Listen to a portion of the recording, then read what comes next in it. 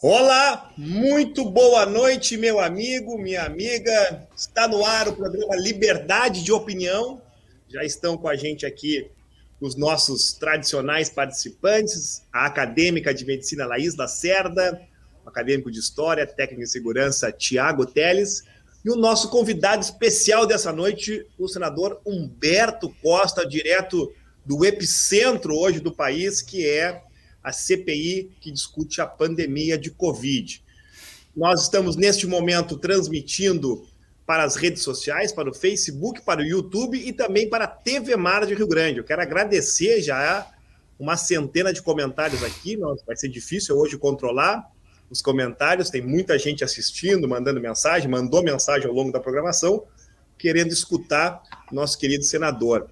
Rio Grande tem 14 graus, sua temperatura, tempo chuvoso, friozinho, inverno tradicional aqui do Rio Grande do Sul, muito café quente aqui na caneca do Internacional, né, nosso glorioso Esporte Clube Internacional. Né, o senador não sei torce para qual time, agora em seguida nós vamos descobrir. Mas eu queria dar uma boa noite de abertura inicial para a nossa querida Laís Lacerda. Boa noite, Laís. Satisfação de te rever no nosso encontro tradicional da quinta-feira. Laís. Boa noite, Halley. Boa noite, Tiago. Boa noite, senador Humberto. A todos os participantes também, sejam pelo Facebook ou que nos assistem pela TV Mar. Um prazer estar aqui com vocês essa noite. Espero que a gente tenha aí mais uma noite de grandes debates, agora também com a presença do senador. O meu boa noite inicial para o Tiago Teles, muito agitado a semana em Rio Grande, denúncias do Ministério Público. Satisfação tê-lo aqui no mais uma edição do nosso Liberdade de Opinião. Tiago, boa noite. Boa noite, Halley. Boa noite, Laís. Boa noite, senador Humberto. É uma honra ter o senhor presente aqui, com certeza agrega muito ao nosso trabalho. Boa noite a todos e todas que nos assistem também pelo Facebook e pela TV Mar. Eu quero nessa abertura, já de imediato, anunciar o nosso convidado, o senador Humberto, senador do estado de Pernambuco, eleito pela primeira vez com mais de 3 milhões de votos, foi ministro do nosso querido presidente Luiz Inácio Lula da Silva. E, senador, eu quero já na sua abertura inicial colocar uma questão. Esta CPI nasceu com a ideia, os que defendem o governo Bolsonaro, que seria uma CPI política, que não ia investigar nada. Ao longo aí dos quase 60 dias aí de investigação, nós tivemos várias descobertas. Descobrimos, por exemplo, que o governo ignorou laboratórios que poderiam ter vendido, né, imunizantes para a gente vacinar aí no final de 2020. Descobrimos o tal do gabinete paralelo, conhecemos a capitã cloroquina, descobrimos a denúncia do ex-governador do Rio de interferência lá no Rio de Janeiro, e agora estamos diante do escândalo da Covaxin. Mas o pior talvez tenha sido a frase que hoje o gaúcho, aqui de Pelotas, nosso município co-irmão, disse, meu querido senador. Ele disse o seguinte: 400 mil vidas poderiam ter sido salvas não fosse o negacionismo do senhor presidente da República. A cada dia que passa, a CPI se torna mais importante para o nosso país. Boa noite, senador Humberto Costa. Bem, boa noite, Halley, boa noite, Laís, boa noite, Tiago, boa noite a todos os que acompanham o Liberdade de Opinião. É uma alegria poder estar com vocês e falar aí para todo o Rio Grande do Sul. Estou vendo que o nosso querido companheiro Henrique Fontana, deputado federal do PT pelo Rio Grande do Sul, também está entrando no programa. Nosso deputado federal e médico, gestor público também. Eu diria que a CPI ela está cumprindo bem o seu papel, não é? Que é de tornar transparente para a população brasileira a responsabilidade, não é, por essa situação trágica do ponto de vista sanitário, social, econômico, político, gerada no nosso país por conta do enfrentamento mal feito por esse governo à pandemia da Covid-19. Nós adotamos uma hipótese que o funcionamento da CPI está mostrando que nós vamos comprová-la. é a hipótese de que o governo escolheu um caminho para enfrentar a pandemia que se baseia na busca pela transmissão do vírus máxima possível, pela contaminação do maior número possível de pessoas, na expectativa de que isso gere imunidade individual para essas pessoas e, no conjunto, gere uma imunidade coletiva pela transmissão. A julgar pelos atos, pelas ações, pelo discurso, por tudo que nós estamos descobrindo, essa foi realmente a tese adotada pelo governo. Sendo que, em sendo verdade, nós estamos tratando de um crime, não é? Um crime com dolo eventual, porque significa a pessoa saber que aquela ação pode gerar danos irreparáveis a outrem e mesmo assim, digamos, decide fazer.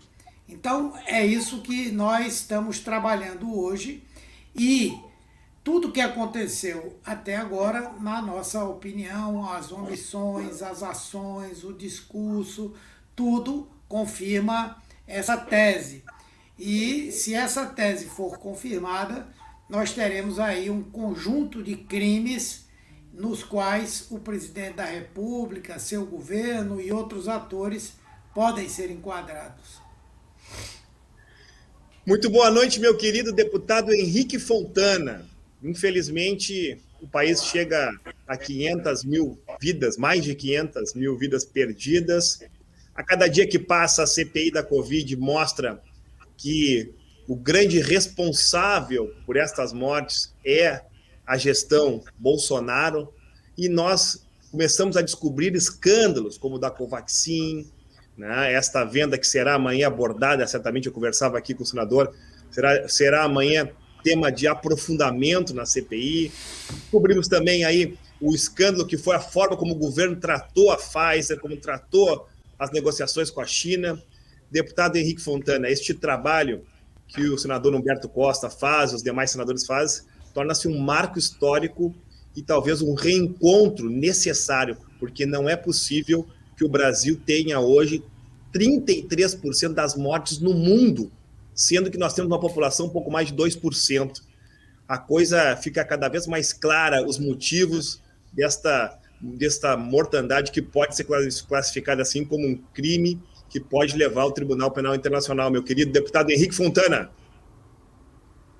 Halley, boa noite, né? Um abraço grande para ti, uma alegria, uma honra participar deste programa contigo, com a Laís, com o Tiago, mas muito especialmente um abraço para o nosso querido senador Humberto Costa, ele que tem boa parte da sua vida dedicada à saúde pública, né? Aliás, quero lembrar, Humberto, ao te cumprimentar e te abraçar, dos bons tempos, né, que o Brasil já viveu, onde o SUS era respeitado, onde nós tínhamos ministros com a qualidade de Humberto Costa. Lembro de algumas coisas, para não lembrar de todas, né, mas lembro que foi na gestão do Humberto Costa que nós constituímos, Halley, o programa Farmácia Popular. Foi na gestão liderada pelo Humberto Costa que nós implantamos o SAMU, que é o Serviço de Atendimento Móvel de Urgência no Brasil inteiro. Aliás, a pedido do nosso então ministro, eu fui o relator do projeto de lei que constituiu o Farmácia Popular à época, né? E tinha muita coisa boa, né, Humberto? Tinha o Brasil Sorridente, depois vieram outros ministros, veio o ministro Temporão, o ministro Padilha, veio o governo da presidenta Dilma, depois do presidente Lula, veio mais médicos.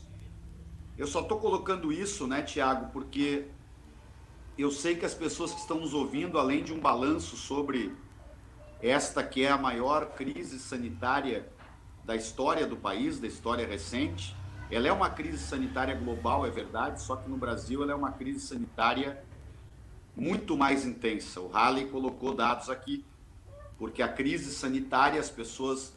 Outro dia o deputado Bibo Nunes, que é um bolsonarista de 4 costados e que entende pouco de ciência, ele dizia o seguinte, Laís, mas estão morrendo pessoas no mundo inteiro.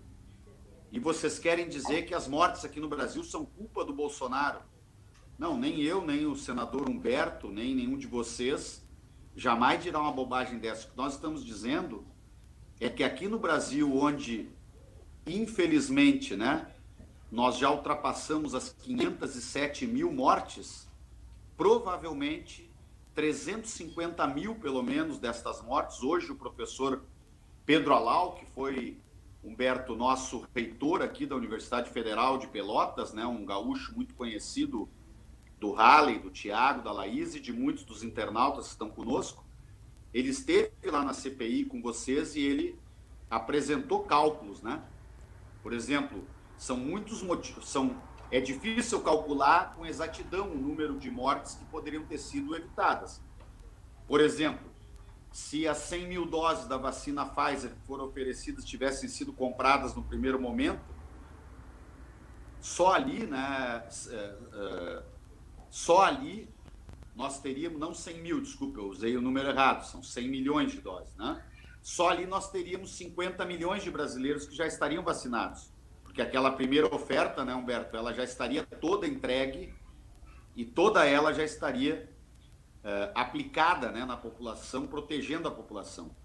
Quando o presidente, naquela pantomima que ele faz, né, porque só que é como diz muito bem o senador Humberto, ele faz aquilo ali não é porque ele é só uma pessoa despreparada, não, ele faz aquilo porque aquilo é uma técnica, né, de como ele pretende se perpetuar no poder.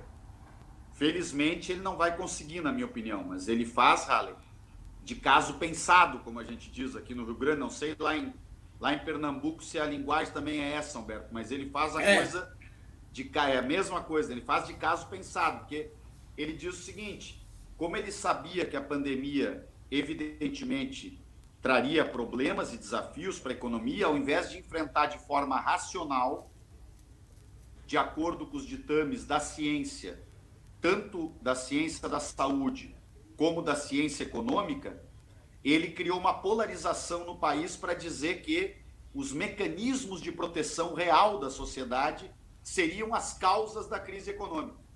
Na verdade, não é nenhuma coisa nem outra, tanto que o Brasil hoje está atrasado nos dois lados. Eu não sei se o senador Humberto tinha colocado antes de eu entrar no programa, Halley, mas eu sempre dou esse balanço. Hoje, o Brasil aplicou em torno de 92 milhões de doses de vacina até agora. Apenas 92 milhões de doses. Porque o número é grande, né? Então, a gente tem que colocar esse apenas na frente, porque as pessoas têm que compreender, porque tem muita fake news do bolsonarismo, e a necessidade do Brasil é aplicar 320 milhões de doses, Tiago. Porque nós somos 160 milhões de brasileiros acima de 18 anos, 2 doses para cada um, 320 milhões de doses. Aplicamos, depois de 6 meses de vacinação, nós aplicamos apenas 92 milhões e faltam, portanto, em torno aí de 220 milhões de doses. Como o ritmo que eles vêm aplicando, né, é em torno de 1.300.000 nessa última semana, isso tende a demorar ainda 5 a 6 meses para concluir a vacinação. Então, é realmente um caos, né? E ainda a gente tem que aguentar um presidente da República, né, Humberto, que vai numa entrevista lá em São Paulo, além de agredir uma jornalista, ele arranca a máscara para dar um mau exemplo. Mas eu percebo, Halley, e vou parando por aqui nesta minha primeira participação, que está crescendo a compreensão na sociedade brasileira. Eu acabei de ler uma pesquisa agora no avião, quando vinha, eu saí de Brasília, era mais ou menos 2 e pouco da tarde, né? Está crescendo a compreensão na sociedade de que foi um grande erro ter elegido o Bolsonaro, né? E eu quero especialmente nesse nosso programa aqui, falar muito especialmente, Halley, Laís e Tiago, com aqueles que estão nos ouvindo, nos assistindo, especialmente aqueles que votaram no Bolsonaro, aqueles que se arrependeram, que eles sejam muito bem acolhidos por nós, para a gente reconstruir esse país, né? Nós temos um plano para o país. A candidatura do presidente Lula, ela vai recuperar o SUS. Ela vai devolver ao SUS os princípios da ciência que deve orientar, porque se o Humberto fosse o ministro da Saúde quando começou a pandemia, e eu vou usar o exemplo dele porque ele foi um grande ministro nosso, a primeira coisa que ele teria feito, Halley, era montar comitês de autoconhecimento com os nossos melhores técnicos do Brasil inteiro para ter uma coordenação nacional de enfrentamento à pandemia. Eu só então encerro com esta frase, cumprimentando um amigo muito especial que imagino que está nos acompanhando, que é o nosso querido ex-prefeito de Rio Grande, o ex-prefeito Alexandre Lindemeyer, Humberto. Foi prefeito 8 anos, encerrou seu mandato há poucos meses atrás e foi um prefeito em todo o mandato que fez muita coisa boa para o Rio Grande. Agora, durante a pandemia, ele mostrou qual é a diferença de ter um gestor competente, um gestor corajoso para tomar medidas e, de fato, o Rio Grande, como uma cidade portuária, carregou este título de ser entre as cidades portuárias, que sempre é uma cidade difícil, né, Humberto, pelo fluxo de gente que vem e vai, pela questão do seu papel portuário, de ser a cidade portuária com menor nível de contaminação das cidades portuárias do Brasil. Então, eu deixo aqui o meu abraço a este grande gestor público, que é o Alexandre Lindemeyer. Obrigado, meu querido deputado Henrique Fontana. Nós vamos rodar aqui rapidamente, escutar a Laís e o Thiago, depois voltar a escutar o senador Humberto, registrando aqui a participação de centenas de pessoas interagindo com a gente aqui. Muitas pessoas elogiando o trabalho do senador Humberto Costa, né? Alguns que passaram a lhe conhecer aqui do Rio Grande do Sul, com mais ênfase no trabalho da CPI, alguns que já lhe conhecem há muito tempo e confiaram o voto ao senhor já em diversas eleições. Mas, Laís, quero escutar a tua participação, te provocar no seguinte sentido.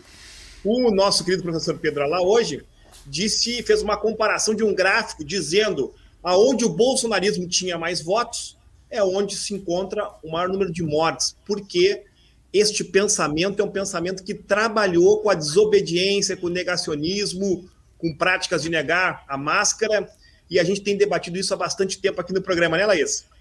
Boa noite. Boa noite, gente. Primeiro, eu só queria ressaltar a alegria que é estar, em maioria, aqui entre médicos petistas. É uma raridade isso, na nossa categoria. Mas, Halley, essa é uma prática que a gente vem vendo desde o início da pandemia. Inclusive, a gente até brinca que hoje em dia, para você conseguir enxergar um bolsonarista na rua, é muito simples. Basta ver uma aglomeração e alguém sem máscara. Então, essa é uma prática que o presidente da República é um formador de opinião, além de um gestor de políticas públicas. Ele é um formador de opinião.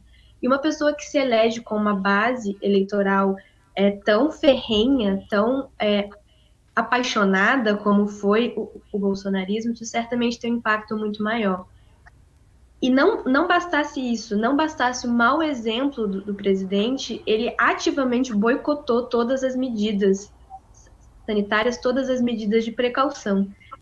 Já seria ruim se ele simplesmente não usasse máscara. Mas, além de não usar máscara, ele disse para que as pessoas não usassem máscara, para que as pessoas não respeitassem o distanciamento, para que as pessoas não fizessem qualquer tipo de medida que possibilitasse que elas não se contaminassem com o vírus.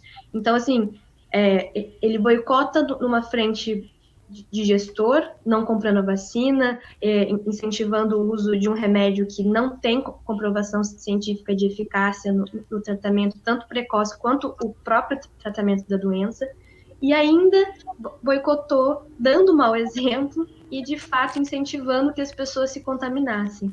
Inclusive, se eu já puder fazer a provocação ao senador Humberto para uma próxima rodada, eu queria que o senador explorasse um pouco mais esse tema da tese, né, que tem sido chamada de tese central. Porque muitas vezes a gente vê essa crítica sendo feita na internet, de que muitas vezes o foco da CPI ele se perde em meio a tantos absurdos e em meio a tantas barbaridades que o presidente cometeu.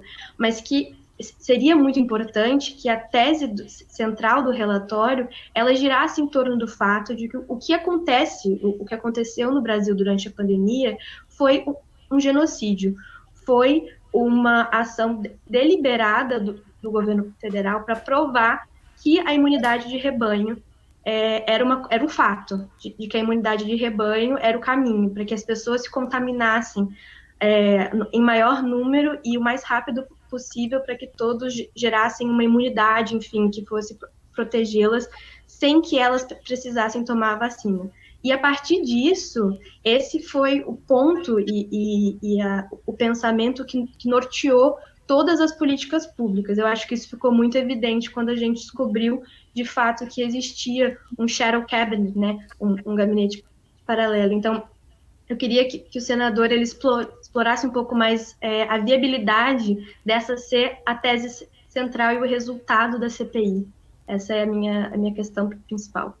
Em seguida, vamos escutar o senador Tiago Teles. Boa noite, seja bem-vindo. Tiago, o teu trabalho na internet tem sido muito importante, tem orientado, inclusive, o Ministério Público local. Infelizmente, Rio Grande chegou a 480 mortes. Nós temos debatido muito isso. O bolsonarismo, o pensamento bolsonarista, ele tem aqui em Rio Grande suas ramificações. E nós temos enfrentado isso diariamente, né, Tiago? Sim, boa noite, primeiramente, ao deputado Henrique Fontana. É uma honra ter o senhor presente aqui. E sim, o deputado já havia falado, só que no ano onde o Alexandre Lindemeyer governou, nós tivemos 179 óbitos. E esse ano disparou o número de óbitos em Rio Grande devido à má gestão, à falta de planejamento, à falta de testagem e à falta de fiscalização nos locais de aglomeração, como ocorre em vários lugares do Brasil. Em Rio Grande, nós poderíamos ter diminuído o número de óbitos, também, como disse o epidemiologista Pedro Halal, todas as cidades poderiam ter feito isso, e hoje nós nos encontramos em meio a um genocídio com mais de 500 mil vidas perdidas no nosso país, o que é muito triste, e principalmente as pessoas mais pobres de periferia, que foram muito afetadas durante essa pandemia. Eu queria também aproveitar para fazer uma provocação para o senador Humberto, que é a respeito da vacina. O ex-ministro Pazuello havia falado em seu depoimento que não poderia ter comprado a vacina da Pfizer porque o valor era muito alto naquele momento. Só que agora a gente vê uma vacina comprada a 15 dólares, sendo a vacina mais cara até agora, e aí a lógica, ela não bate. Porque nós poderíamos, como falou o deputado, ter vacinado brasileiros e brasileiras ainda no início do ano e evitado diversas mortes. E devido a essa política que não valorizou a vacina no primeiro momento, e agora nós temos em vista sujeiras que podem ser provadas amanhã, de repente, na própria CPI. Senador Humberto, lhe devolvo a palavra, algumas questões já foram colocadas. Eu sei que o senhor não pode antecipar ainda a formulação de elementos do relatório. Certamente o relatório será um marco histórico, né? E não é à toa, o deputado Henrique adiantou um tema que eu ia levantar aqui, não é à toa que a população brasileira tem, cada dia que passa nas pesquisas de opinião, tem rejeitado o governo Bolsonaro. Mas eu queria que o senhor pudesse também, na sua fala agora, além das questões colocadas pela Laís e pelo Tiago, dar uma tinta, dar uma noção do para onde a CPI vai caminhar. Amanhã nós temos todo um dia importante, mas certamente os rumos dessa CPI serão decisivos para a sociedade brasileira, senador. Sim. Primeiro vou abordar um pouco o que a Laís levantou, não é? Nós realmente estamos tentando provar essa hipótese, né? E eu dizia que várias coisas que nós já investigamos, já ouvimos, enfim, vão confirmando essa hipótese. Na verdade, qual é a ideia e o que é que justifica tudo que aconteceu, né? Há uma teoria da conspiração, que não foi criada no Brasil, mas aqui assumiu um peso muito importante, de que essa é uma doença criada em laboratório ou é apenas uma doença muito simples que terminou predominando uma ideia de que a economia deveria ser fechada, de que se deveriam interromper as atividades econômicas para beneficiar o país que teria criado o vírus, que era a China. Em outros momentos se diz que é uma doença que não é grave, que já existe remédio para tratá-la e que é barato e está ao acesso de todo mundo.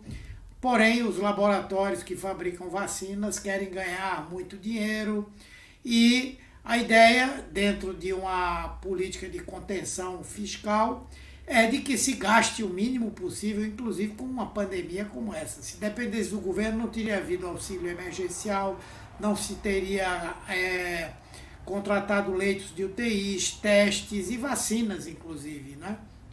Então, a ideia é essa.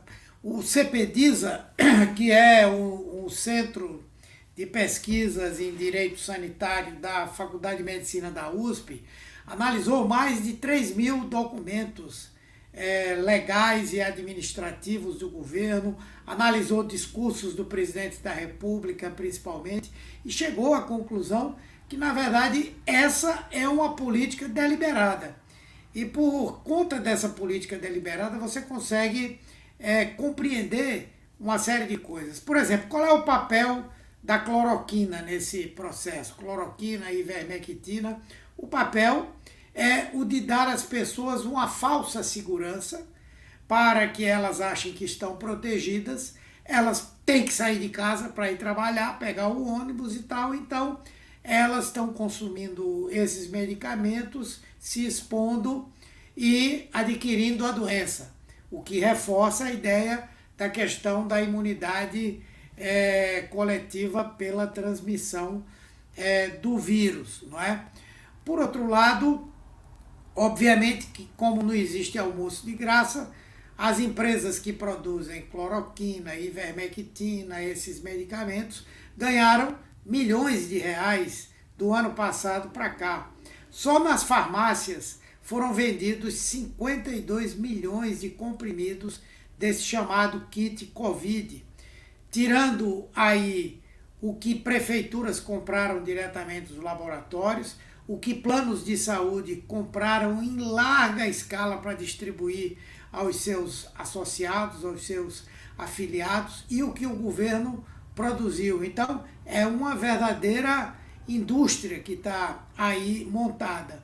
E, por outro lado, o governo não poderia considerar que fosse importante a vacinação, porque, como disse Bolsonaro a semana passada, a imunidade que vem de contrair a doença é mais duradoura do que a da vacina. Então, está se comprovando aí, está se podendo ver que há uma lógica muito grande nessa questão. E nós vamos trabalhar fortemente isso. O outro tema, que é o tema das vacinas, faz parte desse processo. Por que é que o governo Bolsonaro não comprou as vacinas no momento adequado, né? Ele acreditava na ideia da imunidade de rebanho. Bolsonaro ouviu muito um conterrâneo de vocês aí, eu digo, o Rio Grande do Sul tá... Pernambuco já andou assim uns tempos, viu? Mas o Rio Grande do Sul hoje está batendo todos os recordes, né? É o Osmar Terra. Eu falo que entre o Osmar Terra, o Luiz Carlos Reis e o Onyx Lorenzoni é difícil escolher o pior, né? Então, e aí o Osmar Terra conseguiu convencer o Bolsonaro de que o vírus estava indo embora. E aí ele disse, para que eu vou comprar vacina, vou gastar dinheiro com isso e tal, né? E, porém, a pressão que começou a se criar obrigou-os a comprar a vacina. Mas, como também ninguém é de ferro, alguém apareceu para ganhar alguma coisa nisso aí. E esse processo da Covaxin, para nós, está se desenhando, pode ser que a gente não consiga provar, mas está se desenhando como uma grande negociata. E vou explicar para vocês por quê. Primeiro, a lei diz que, de fato, você precisa ter uma empresa com base no Brasil para ela fazer a importação de medicamentos e vacinas, tá certo? Mas por que é que o governo federal tinha que escolher uma empresa que já tem um contencioso com o Ministério da Saúde, que vendeu medicamentos de alto custo para o Ministério, recebeu o dinheiro, não entregou na gestão do Ricardo Barros. Hoje tem processo no Tribunal de Contas e tem processo na Justiça Federal. Uma empresa que se envolveu fortemente num caso de corrupção, agora na pandemia, no Distrito Federal, naquela operação falso positivo. Então, essa empresa foi escolhida para intermediar a compra dessa vacina indiana, que foi a única vacina em que o governo assinou o contrato antes de ela ser registrada pela Anvisa, que foi a vacina mais cara de todas que o governo comprou, que foi a vacina cuja empresa tentou receber antecipadamente o recurso quando a própria empresa não entregou na data certa as vacinas que havia. E queria receber por intermédio de uma empresa que ninguém nem sabe direito o que é. Então, veja, tem uma série de fios desencapados aí que a gente ainda não conseguiu entender, nem identificar o que é que de fato está acontecendo, mas é muito provável que alguém ganhou uma grana boa, até porque essa Precisa vai receber uma comissão de 500 milhões de reais para ter sido a intermediária dessa venda das vacinas. Então, nós agora estamos caminhando nessa linha, que é de tentar mostrar que além da omissão, da negação, da incompetência, de tudo, é possível que exista corrupção no meio desse processo também. E amanhã é um dos dias que nós, sem digamos assim, nenhuma ansiedade, vamos ver o que é que essas pessoas têm a dizer sobre isso, né? Deputado Henrique Fontana, quero transmitir aqui a pergunta da internauta. Já há elementos nesta CPI para prosperar um pedido de impeachment, deputado? Sem dúvida, Halley. Sem dúvida, nesta CPI e de antes da CPI, né? O volume, hoje eu participei durante quase 2 horas, o senador Humberto estava em outras atividades, porque ele é o nosso titular na CPI, né? E isso está sendo o centro da atuação dele, né? Eu participei, Tiago, Laís, Halley, senador Humberto, de uma reunião com diversos juristas, diversos movimentos sociais que preparam, Halley, para apresentação na quarta-feira da semana que vem, dia 30. Aliás, é muito importante que todos vocês fiquem ligados, porque vai ser feita, sim, uma super mobilização virtual no momento em que vai se apresentar o que está sendo chamado de um super pedido de impeachment. Porque o Brasil hoje tem mais de 100 pedidos de impeachment, diversos deles, a maioria deles com enorme consistência, que estão todos na gaveta do presidente da Câmara. Aliás, uma internauta nossa perguntou também, eu vi na passagem aqui embaixo, né, que vai entrando, entra e sai rápido, se não seria possível, por que não é possível fazer o impeachment do Bolsonaro agora? Então, primeiro, só não é possível porque ele fez uma aliança com o Centrão, com o Arthur Lira, que está blindando toda e qualquer investigação contra o Bolsonaro. Primeiro, isso é uma distorção da legislação brasileira, né? Porque imaginar que uma única pessoa no Brasil tenha o direito de, a despeito dos crimes de responsabilidade, se multiplicarem, porque o Bolsonaro ele tem sido um serial killer, no sentido de cometer crimes de responsabilidade. Na pandemia, ele cometeu diversos, né? Ele prescreve medicamentos que podem matar. Ele prescreve medicamentos de maneira ilegal. Um presidente que ilude o povo que ele deveria governar, isso é um crime grave. O senador Humberto explicou por que não é por acaso que ele faz todo aquele teatro com a caixa de cloroquina na mão, né? Um presidente que promove aglomerações no momento em que se deveria cuidar do distanciamento social o maior possível.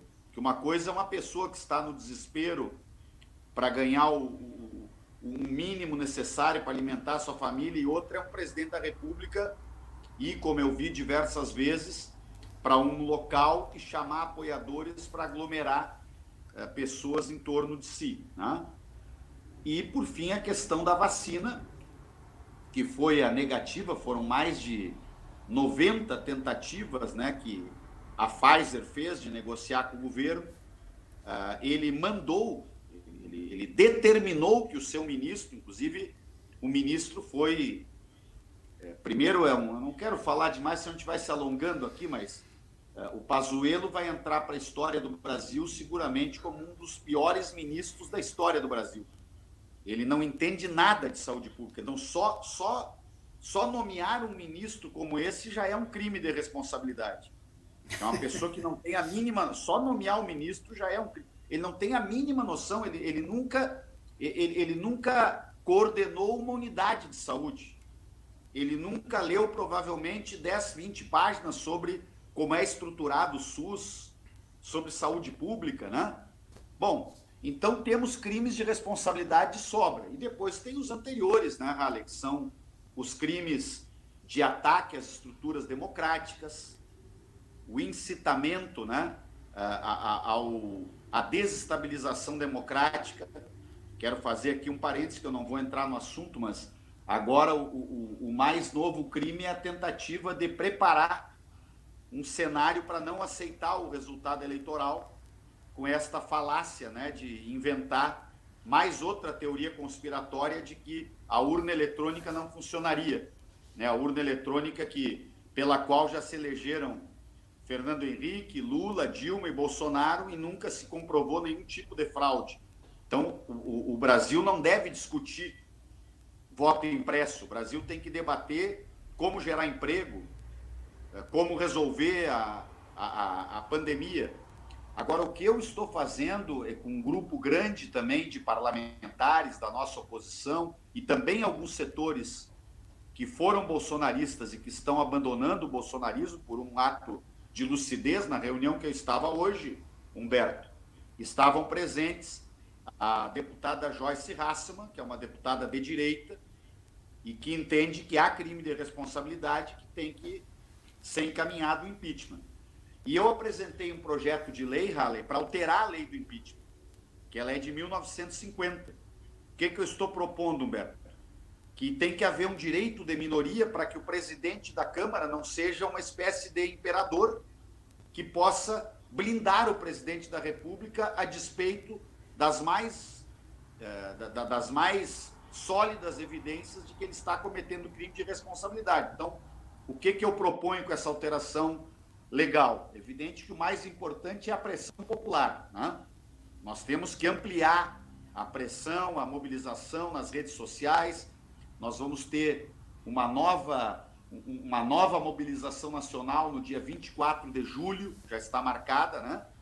Agora, a legislação que eu proponho é a seguinte: uma vez por ano, a minoria, com 171 assinaturas, o parlamento tem 513 deputados, portanto, 171, a mesma minoria que pode abrir uma CPI, Halley, ela poderá levar ao plenário da Câmara um pedido de impeachment. Ela deve escolher aquele que lhe pareça o mais sólido. No caso nosso, queremos levar exatamente este super pedido, Laís, que vai sintetizar todos os ataques que o Bolsonaro fez à Constituição brasileira. E aí é votado no plenário, Humberto. Se 257 deputados aprovarem a tramitação do pedido de impeachment, o presidente da casa é obrigado a abrir a comissão processante. Evidente que o quórum para aprovar o impeachment continua sendo 343 votos, não, 348, agora me escapou, porque nós não podemos 341. 341, né? Não podemos banalizar o processo de impeachment. Agora, o Brasil vive esse paradoxo, né?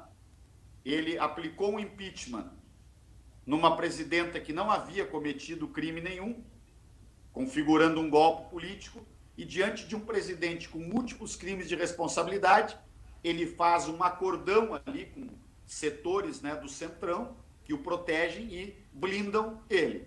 Agora, a pressão política poderá alterar esta realidade e eu percebo que isto está mudando, o ambiente está mudando. Não é fácil votar um impeachment contra o Bolsonaro, mas o tão difícil que é o tamanho da necessidade que tem, porque qualquer mês que puder ser subtraído do mandato de Bolsonaro é um enorme benefício para o Brasil, porque é um mês a mais que nós teremos para começar a reconstruir a nossa nação, porque a devastação que o governo Bolsonaro está deixando para trás, né? Hoje nós estamos falando aqui muito da saúde, mas nós temos 117 milhões de brasileiros, Humberto, que voltaram a passar fome, a não ter o suprimento, estão em insegurança alimentar.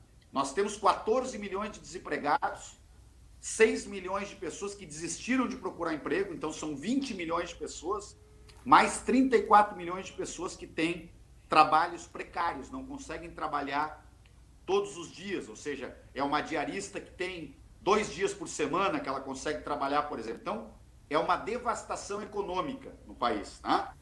E isto tudo nós temos projeto para recuperar, nós sabemos como fazer e, felizmente, aliás, quero comemorar que ontem, né, eu vou encerrar com isto, ontem o Supremo Tribunal Federal terminou de colocar as coisas no devido lugar por 7 votos a 4 e das 17 denúncias persecutórias, denúncias absolutamente injustas, a que foi submetido o presidente Lula, 14 delas já estão arquivadas e ou ele foi absolvido e seguramente nos próximos meses as outras 3 irão para o mesmo caminho. Então eu tenho dito o seguinte, viu, Humberto, digo aqui para os nossos internautas, o presidente Lula é provavelmente o cidadão brasileiro mais investigado de toda a história da República, um dos mais injustiçados, mas felizmente a firmeza das pessoas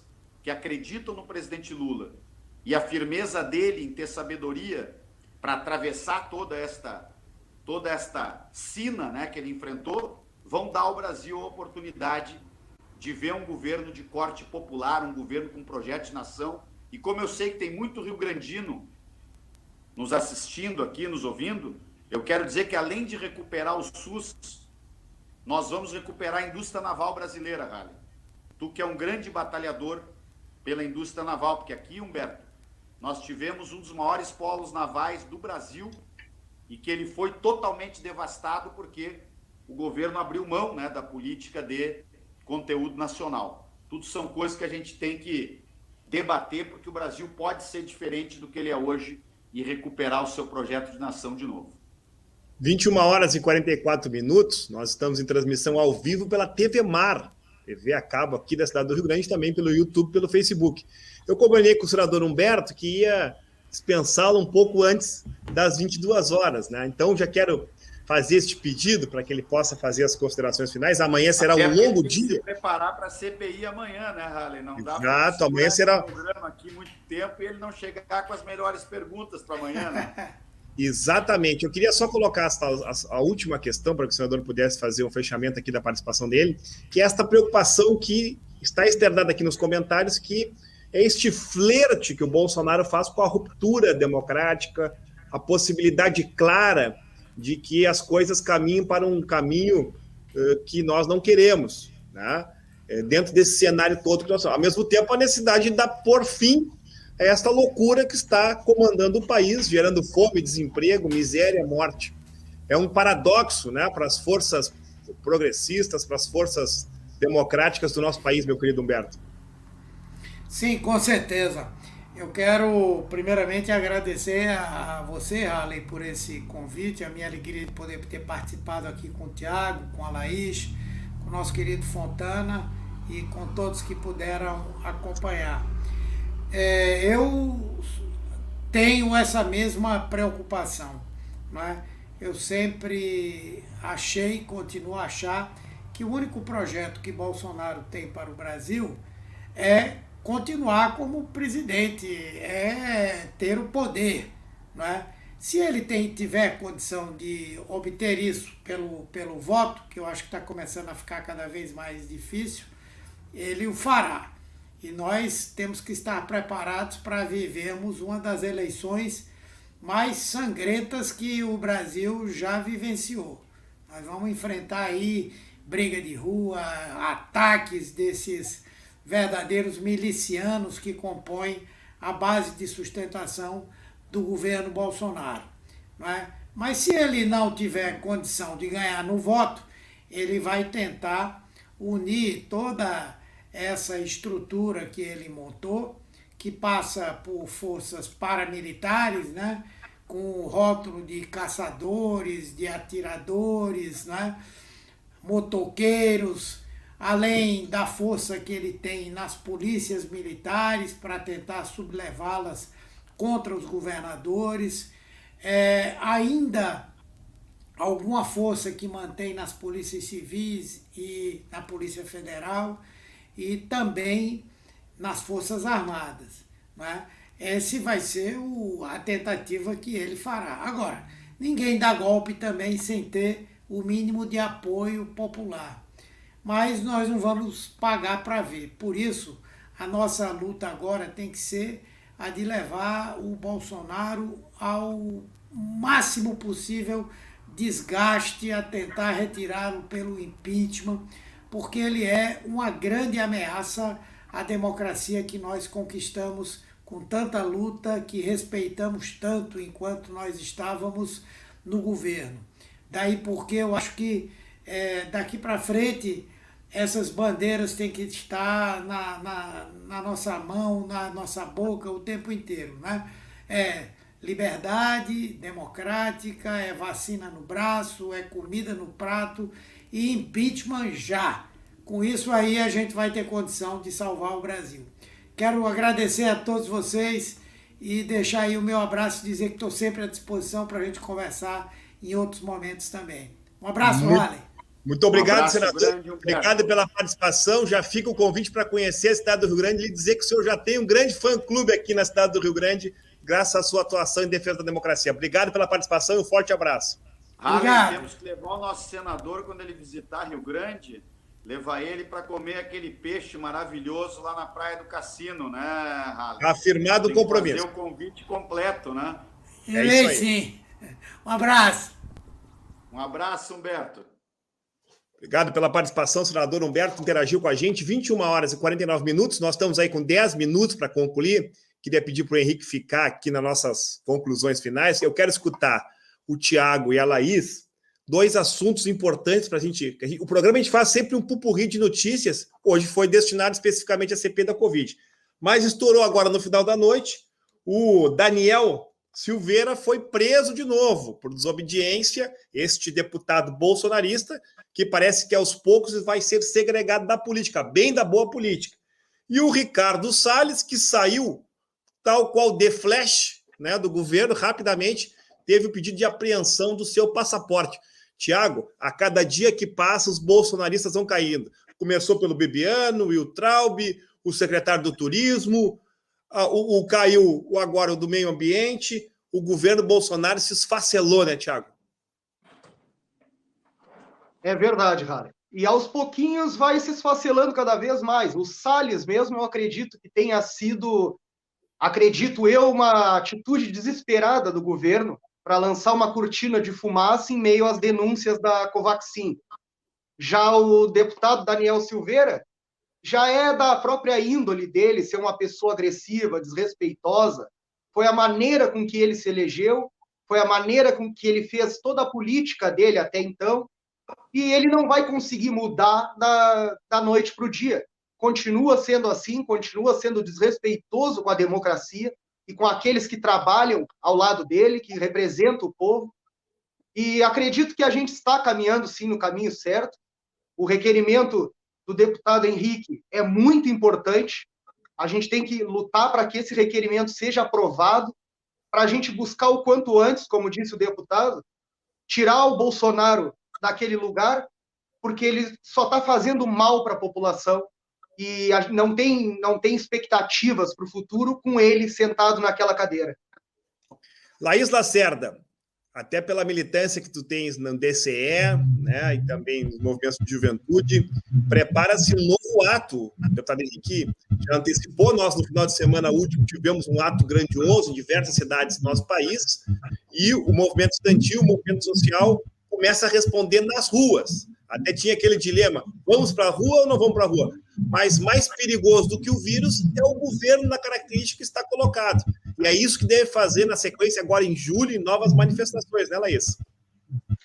Sim, Halley. A juventude é um setor organizado da sociedade que sente muito o que aconteceu com o Brasil pós-golpe, né? Nós conhecemos aí o Brasil do FIES, o Brasil do ProUni, o Brasil do Ciências Sem Fronteiras, o Brasil do Reúne, e do dia para a noite isso acabou.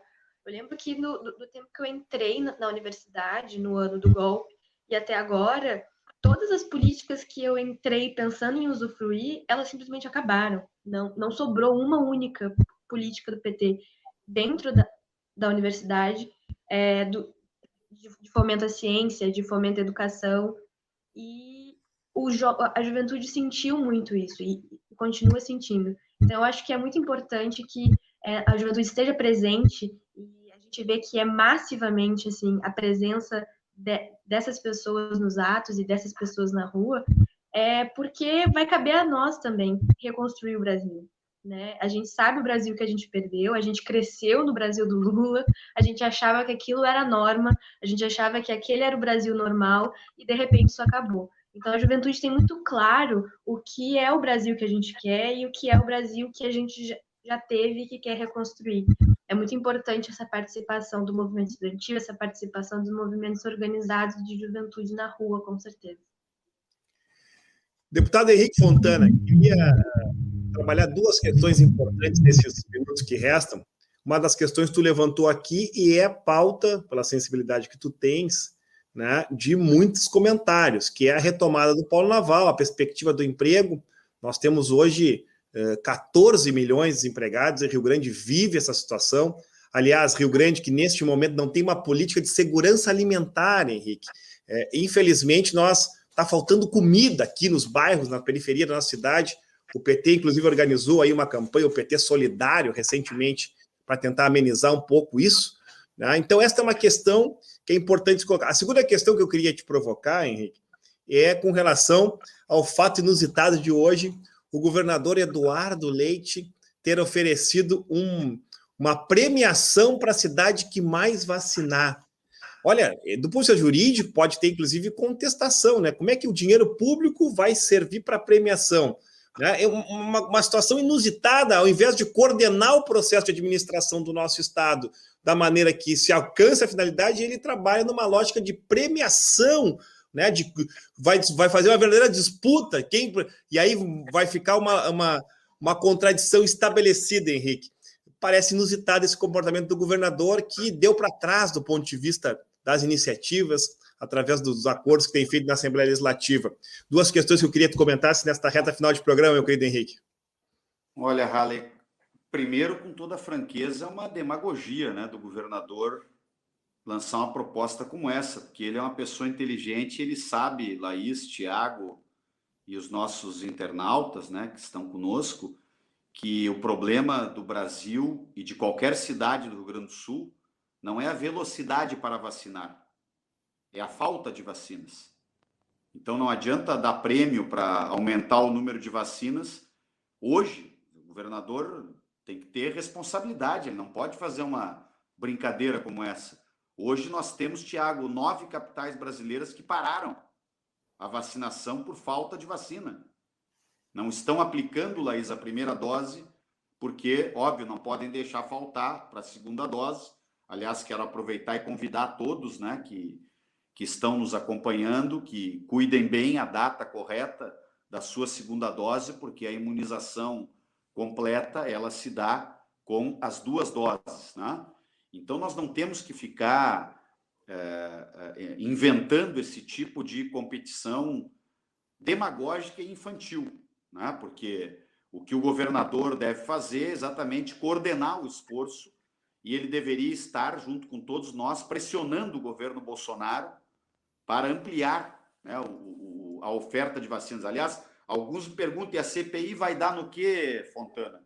Ela já deu em muita coisa, vai dar em mais, mas já deu em muita coisa, porque o que acelerou a busca de vacina por parte do governo, o Bolsonaro nunca mais chamou a Coronavac de vacina, né? Porque ele está acuado, essa que é a verdade. Aquela agressividade dele com a jornalista que perguntou mostra que ele está percebendo que o castelo de cartas dele, Halley, está ruindo, né? Porque ele se acostumou a fazer a política. Primeiro, eu conheço bem o Bolsonaro porque eu sou deputado federal representando muitas das pessoas que estão nos acompanhando aqui, procurando honrar o voto de todas elas. Eu estou no meu 6º mandato, Luiz. Eu convivi todos os mandatos com o Bolsonaro. Ele sempre foi um cara absolutamente obscuro dentro do parlamento. O papel dele, na verdade, a elite do atraso brasileiro protegeu e negou a história dele para que parte do povo brasileiro, que ingenuamente não conseguia ter as informações, chegou a acreditar que ele seria o novo e a mudança. E não tem nada mais velho do que o Bolsonaro na política, né? Quer dizer, quando as pessoas falam de corrupção, a Covaxin, o Humberto explicou bem, mas eu falo de coisas mais diretas. O filho dele, ele foi deputado estadual, eu sou deputado federal há 6 mandatos. Um deputado não acumula dinheiro com o salário de deputado, que é um salário privilegiado, mas não acumula dinheiro para comprar uma casa de 6 milhões de reais, como o filho do Bolsonaro comprou lá em Brasília, né? Bom, então, vamos dizer, fecho esse parênteses do governador dizendo que é lamentável esse tipo de postura do governador, né? O governador deveria estar indo a Brasília, pressionando, deveria estar associado, por exemplo, ao consórcio de governadores do Nordeste, que foi lá e comprou a Sputnik V, que é a vacina do Gamaleya, né? A vacina de tecnologia russa, que virá para acelerar o processo de vacinação lá. Então, o que o governador devia fazer eram essas coisas, e não ficar inventando prêmio, bolão da felicidade para fazer vacina que não tem, né? E essa questão, Halley, para falar de futuro melhor, né? As pessoas, muitas aí de Rio Grande, sabem, né, que esta é uma das pautas que eu me dediquei sempre com muito esforço, né? Porque o Polo Naval, primeiro, sempre foi e sempre será um orgulho para todos nós, né? Está aqui o Cláudio Engelke mandando um abraço para nós, ele também que é um grande lutador do SUS, né? E, aliás, Cláudio, em homenagem a ti, viva o SUS, né, gente? Que bom que uma boa parte do povo brasileiro que ainda tinha alguma dúvida está compreendendo que sem políticas públicas em áreas essenciais nós não temos uma vida digna. O setor privado tem um papel muito importante, Halley. Nós não temos nada contra o setor privado, só que existem algumas políticas e áreas em que o papel do Estado é indispensável. Quem garante um sistema de saúde universal e de qualidade é o sistema público. Quem garante uma educação de qualidade universal que possa atender a todos é um sistema público. Quem garante uma rede de proteção social com programas como Bolsa Família, programas de renda mínima, que, aliás, o Halley comentava, né, a questão dramática, né, social, de renda que as pessoas estão vendo. Ou seja, eu posso assegurar que se o Lula fosse o presidente da República, nós teríamos um auxílio emergencial por dentro da política de Bolsa Família, que não deve nem ser chamado de emergencial, deve ser chamado de uma política de renda mínima para suportar uma vida digna para pessoas que estão desempregadas, não porque querem, estão desempregadas porque a crise econômica elimina empregos.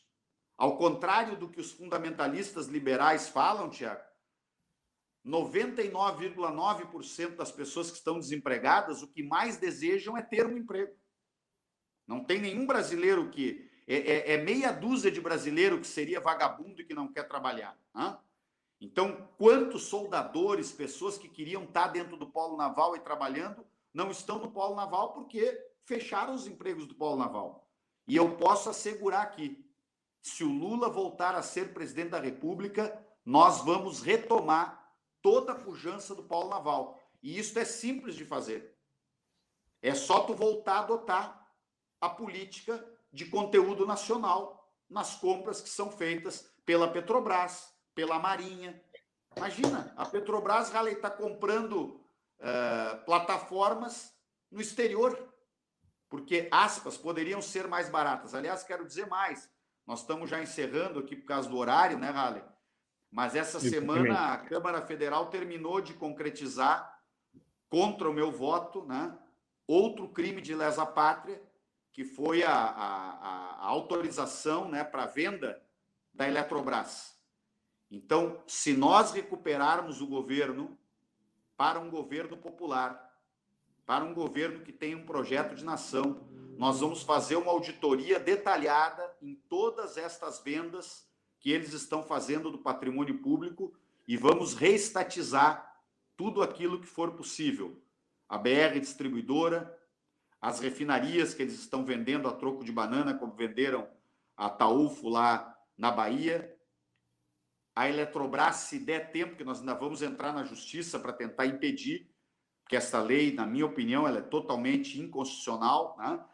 Mas, Halley, eu quero, ao me despedir, também te deixar um abraço bem especial, né? Porque algumas pessoas que estão nos assistindo sabem que nós somos muito amigos e parceiros, né, de caminhada política, de sonhos pelo Brasil, mas eu faço questão de dizer aqui para quem não sabe da nossa relação política, do profundo respeito que eu tenho por ti, pela tua história de vida, pela tua dedicação à causa pública, pela maneira como tu atuas como advogado trabalhista, a maneira como tu dedica a tua vida a trabalhar, te dedicar a construir, em primeiro lugar, este direito das pessoas compreenderem os mecanismos que movem a sociedade, organizando e tocando adiante um programa como esse, que eu estou tendo aqui a alegria e a honra de participar, e também a tua militância incansável pela justiça social, pelos direitos trabalhistas, quando nós lutamos, né, contra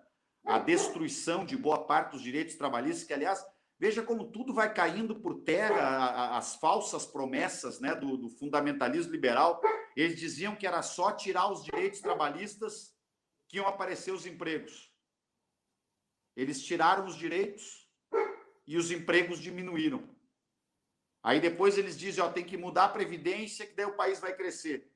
Eles vão lá e retiram um conjunto de direitos de Previdência e o país anda cada vez mais para baixo. Então, esta política econômica, esta que é a política econômica que prioriza, né, a especulação financeira e não prioriza a produção, o trabalho, ela é absolutamente falida. Ela não está dando certo em lugar nenhum do mundo. Vê lá para os Estados Unidos, que é um país capitalista, está revertendo completamente as loucuras que o Trump fazia. O Biden está colocando o Estado para investir em educação, em renda básica. E são essas coisas que nós temos que fazer.